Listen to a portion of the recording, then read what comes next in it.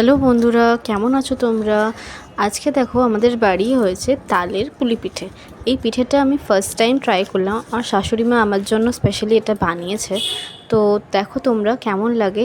আমার তো এই পিঠেটা কি সত্যি খুবই ভালো লেগেছে।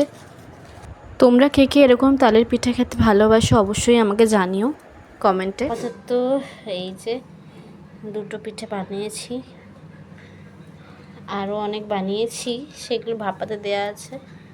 Look at this. This is so yummy.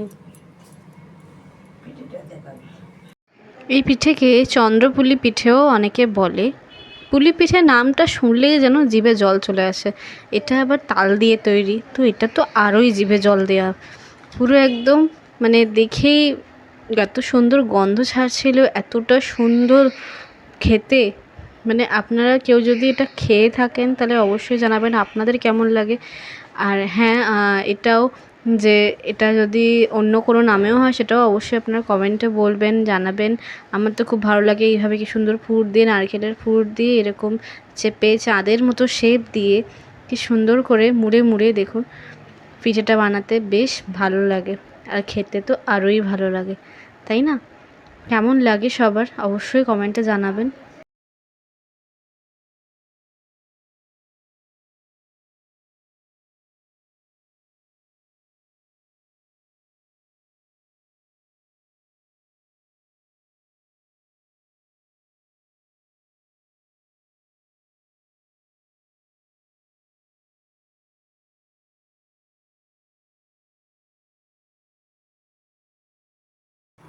দেখো বাকি পিঠে ভাপাতে দেয়া আছে।